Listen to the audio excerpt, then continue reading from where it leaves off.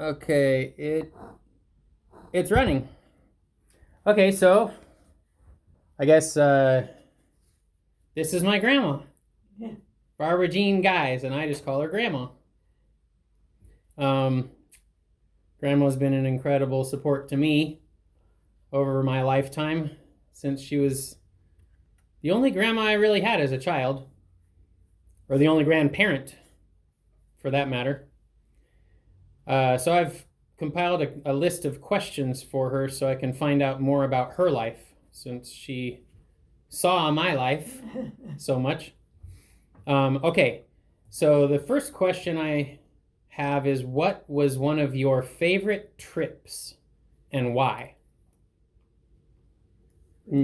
Your favorite trips. You talked about going to Jack Morgan's.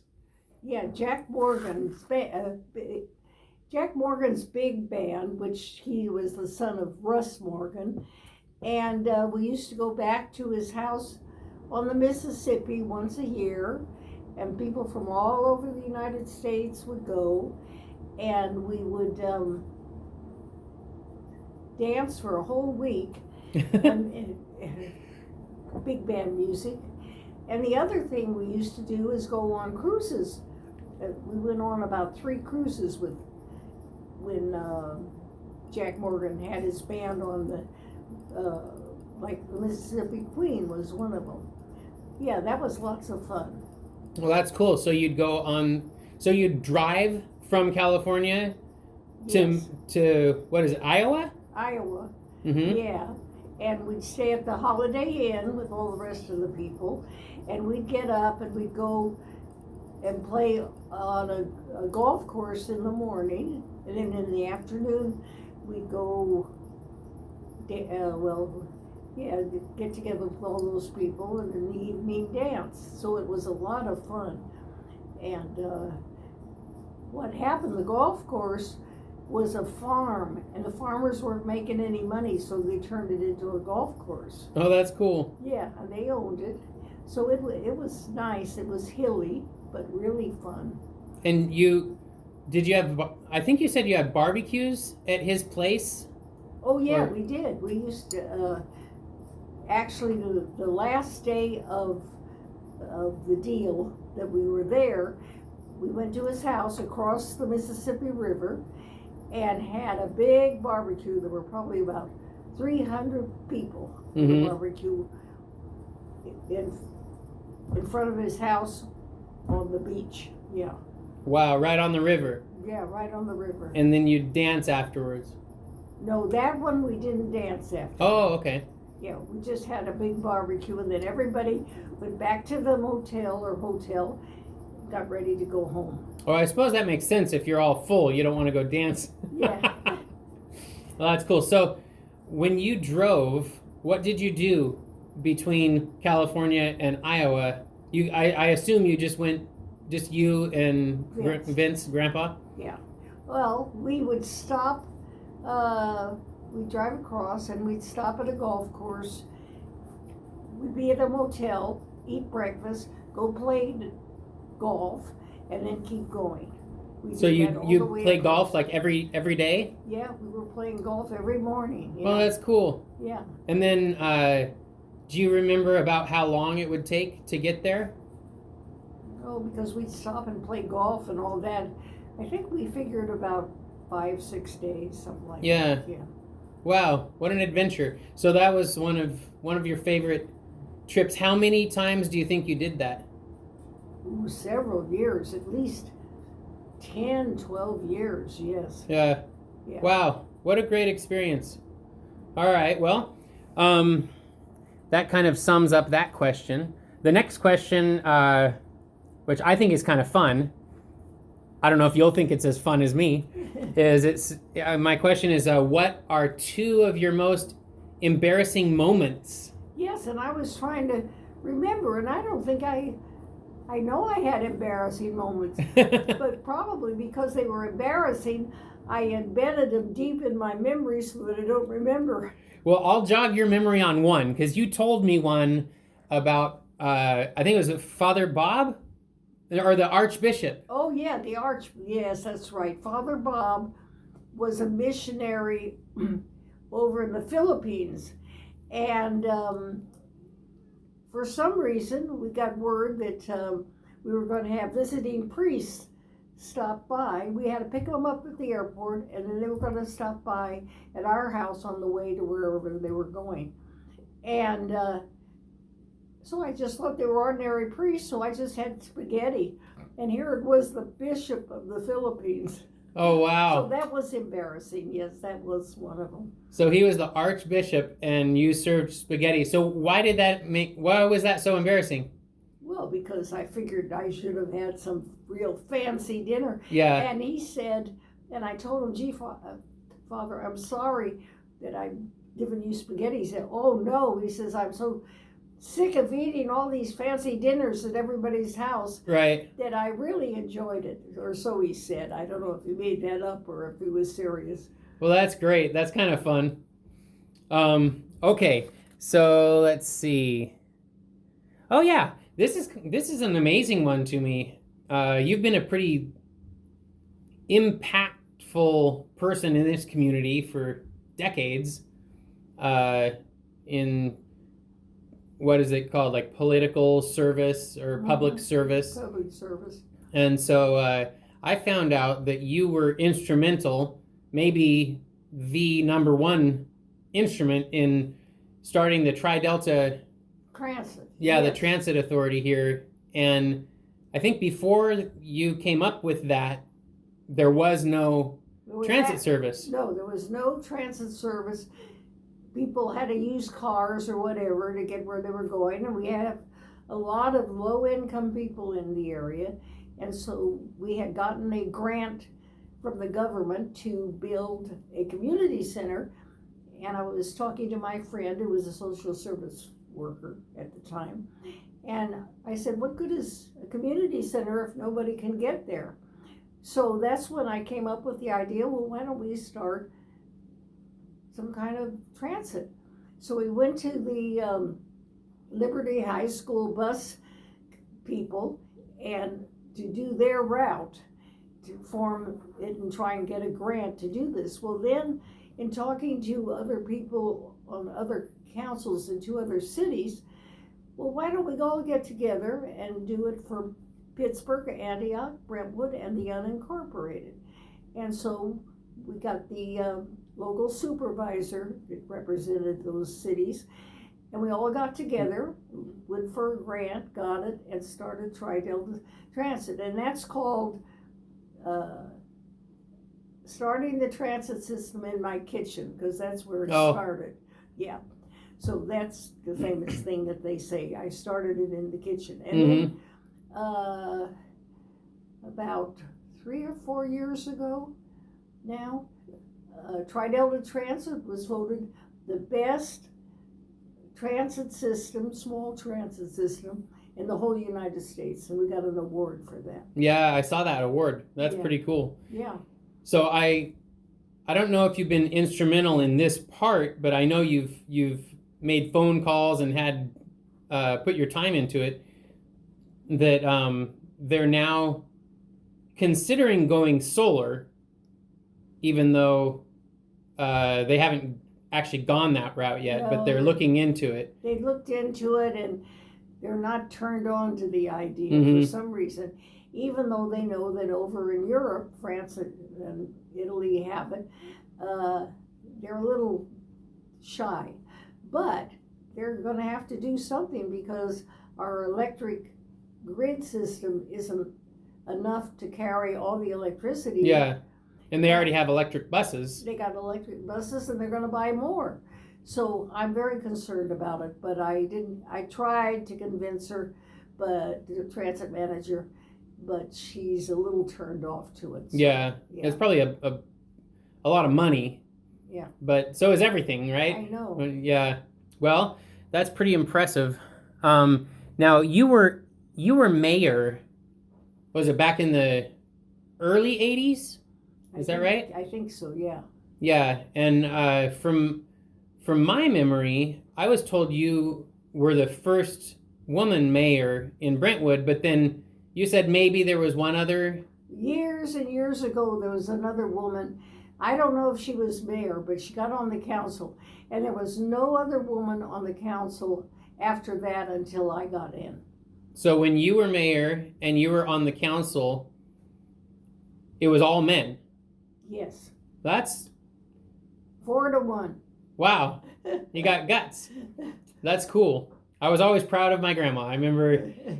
I know it was just around 1980 because I remember when I was 10 years old, Okay. I used to tell my friends in school, my grandma's the mayor. Oh.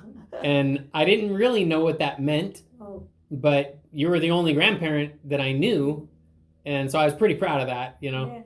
Yeah. Well, I was also, believe it or not, all the mayors of the whole county get together once a month, you know, for meetings. And I did chair the mayor's conference for a whole year. Yeah, they voted me in. So that was sort of fun. Yeah. Yeah. Well, that's cool. And you must have had some juggling to do because weren't you still raising Mary? Raising Mary and running a furniture store. That's right. And then also, when did you start the health food store? Oh, about 20 years ago, I think, something like that. So that was after being mayor. I think, well, yeah, but I was on the council, though. Yeah. Yeah. Yeah. So you've been a woman on the go. Right. A lot. I had a lot of energy, which I don't have anymore. I spent it all in my younger days. Well, I imagine that's fair, because you definitely have. So, on that note, what are some of the most proud business accomplishments that you've accomplished? Like, things you're most you look back on and just think, I'm really happy I did that, or I made a lot of money at that, or I helped a lot of people, or whatever the motivation was. Brentwood Furniture helped a lot of people because there were a lot of low-income people, and I gave credit to people that I probably never should have given credit to. But for some reason, most of them paid me back. Some didn't, but I remember there was this two sisters. They were high school kids, and they were totally impoverished, and they were on some kind of age, and they wanted a television set so bad, and I gave them credit, and they did pay me, but at least they were happy. They had something, Yeah. Yeah. So things like that, I gave credit to people.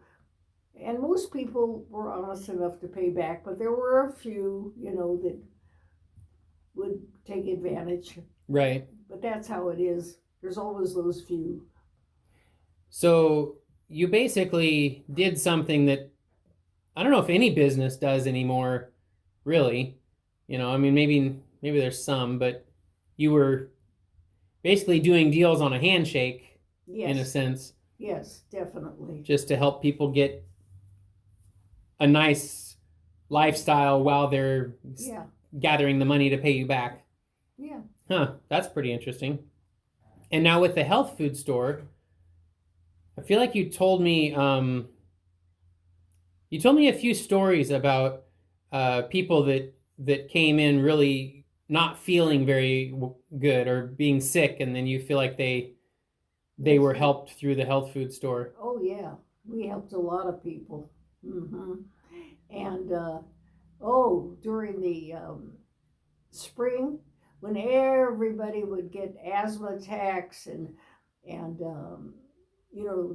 allergies. Oh man, when we got into the honey business, we saved a lot of suffering, because if you take that honey ahead of time, I tell them what to do, and if they do what I tell them, it just saves all that horrible sniffling and sneezing and coughing and puffy eyes and yeah. I remember you telling me that, and you said that it was the local honey. It has to be the local honey, yes. And you have to start taking it at least a month or two ahead Mm-hmm. to build up your immunity. Yeah. So that was the key combinations were the local honey and taking it ahead of time, and of course living in this area. Right. You felt like the bees and the pollen helped cancel out the pollen Right. allergies, Right. which makes sense. I mean, that's the way a lot of that stuff works. Anti-venom is from snakes and all those things. And the health food store is still selling honey they sell it by the quart. Uh-huh. Yeah, and the only problem is suddenly to get the quart jars is impossible for some reason. There's a shortage of quart jars since this. Oh, yeah, because so many people are doing canning. Yeah. Yeah. So there is a shortage of that, and so the beekeeper is rather a lazy person, and he never wanted to take jars back. You know, when somebody would buy honey, Mm-hmm. he refused because he wanted them fresh out of the box. Well, now he's desperate, so he is willing to take used quart jars back. Yeah, sort of recycle them and yeah. Huh. Well, that's an accomplishment. Right. I know with my son, I used to be his soccer coach, and every spring it looked like I had been beating him because his face was so puffed up from the allergies when he'd run around in the grass. And I mean, it's almost funny how every year the soccer team photo he can barely even see. His face is all puffed up. So it would have been helpful to know that stuff back then, you know. Yeah.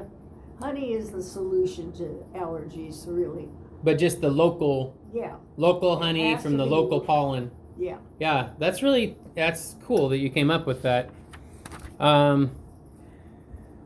Okay, so there was another question. If you could go back and change anything, what are some of the decisions that you might have wished you made a different one? And I know you said something about moving from Oakland.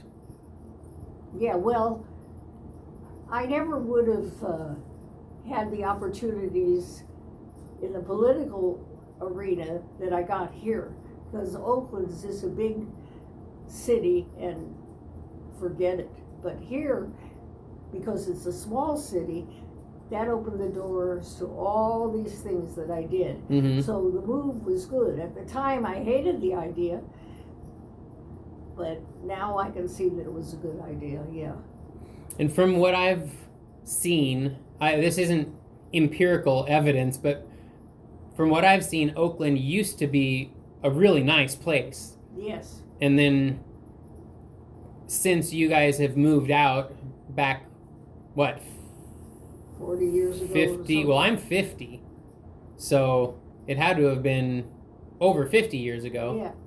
But anyway, from then to now, oh, it's gone down. Oakland's a little bit of a scary place to even drive around in for me. So from that context, I think I'm glad you're not living in Oakland. Yeah. You know? So anyway, this seems like a nice, safe area. You're not going to have weirdos walking around the streets, right, you know, trying to break in. And we have a good police force, and the city supports them. Yeah. That's important. Yeah, that's cool. Let's see. So what comes to mind when you think of your special friends in your life and some of your best times with your friends? Well, I had some really good friends in high school, and of course, we all went different ways, so we didn't really stay in touch. Well, I did stay in touch with one of them that moved back to Washington, D.C. But, and then of course, my grammar school friend Dorothy and her sister Barbara, we used to walk to grammar school together because we lived near each other in Oakland. Well, I kept friends with them, and in fact, when I was dating Grandpa, Grandpa's friend Don, this was right after the war, so he didn't have a girlfriend. So Daddy decided, Grandpa rather, decided that he needed to get, go out with a girl so he could double date. So I called up my friend Dorothy, and that's how it ended up that they got married too. Wow. Yeah, so we had a lot of good times together with them, yeah. And how did you meet up with Grandpa Vincent and decide that marriage was in your future? Well, the same way that I'm telling Mary's oldest daughter. Go to church, Elena, and maybe some guy will see you in church and decide that he wants to take you out, because that's what happened to me. The cathedral downtown in Oakland, the YLI, YMI, from all over that area, had a big mass thing, okay? And I went with my mother and dad. Well, I walk out of church, and this guy comes up to me, and he says, "Can I take you home?" And I thought, what? And so I went over to my mom and dad, because I knew they were going to say no. Went over to my mom and dad, and I said, "See that guy over there? He wants to take me home." "Oh, sure, go ahead." I almost passed out. This is back in the 40s. I mean, I can't believe that my parents let this strange guy take me home. And that's how it all started, yeah. Wow. Yeah, crazy. And then how did he, I mean, assumably he asked you to marry him? Yeah, I didn't ask him to marry me. Right, and that happens nowadays. I know. But how did that happen? What did he do to ask you to marry him? Oh boy. I don't know if I can remember that far back. It just one day, or one date, he asked me. We had been going together about a year, I think. Mm-hmm. Yeah. And then you ended up having 5 children. Right. So we have, let's see, I think in order it was Linda and Vinny and Frankie, and then Bobby and Mary. Right. Okay. And we already said you'd been raising Mary while you were the mayor and on the council and doing all those things. Working in the health food store. I mean, the furniture store. Right. Yeah. Now, did any of them help you in the furniture store? Bobby, I think, helped. Yeah, but no. Okay. And then what about the health food store? No. All right. So then, do you have any special memories of like spending time with Mary? I know she loved to swim, but yeah, well, because she was, a baby or so, I used to bring her to the our furniture store it was, and the crib was there, But then I heard about this lady across the street that was a good babysitter, so I ended up making a deal with her. And one of the things that lady had was a bulldog. And that to this day, when Mary wants a dog, it ends up being it's always a bulldog, yeah. That's interesting how that influence happens. Yeah, so I would, and we were driving from Oakland, for quite a while before we ended up living in Brentwood. So we would take Mary over to Maxine's house, which was right across the street, and drop her off, and then pick her up after work. Yeah. Wow. So I didn't actually know that. I didn't know that you started the furniture store before you moved here. That's interesting, because that's quite a drive. Well, the way we got the furniture store was because Grandpa's dad and he were in business, construction business, and your grandfather hated the unions. So he wanted to get out of that kind of business because he didn't like unions. And he had a friend that had this listing in Brentwood of a furniture store for sale. That's how it all started. So this one day, I think Saturday or Sunday, we drive all the way out to Brentwood from Oakland, and it was over 100 degrees. That was the summer, terrible. I said, "You're out of your mind," you know. No, he made up his mind. That's what he was going to do. He's going to buy the furniture store. And there was a fellow that was managing the furniture store. So we kept him on for about a year, but there were problems with him. Yeah. So that's how it all started. Huh. And then there was the house, this house, it was a school teacher that owned the house. And something happened with the school teacher. I can't remember what. He lost his job or something. And so this house was for sale. That's how we got the house. So we never lived in rentals. We always bought this house. Yeah, just came straight here. Wow. Well, that's kind of an interesting part of the story I didn't know. Yeah, we sold the house up at Skyline. And now that I look back, probably now, on today's market, that house would probably sell for $3 billion.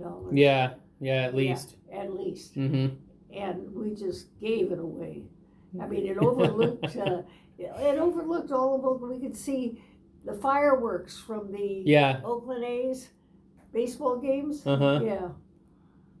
Gee, that was such a pretty house. Oh well. Yeah, there it goes. I go back and forth on that because, like I say, I don't really like the Oakland area.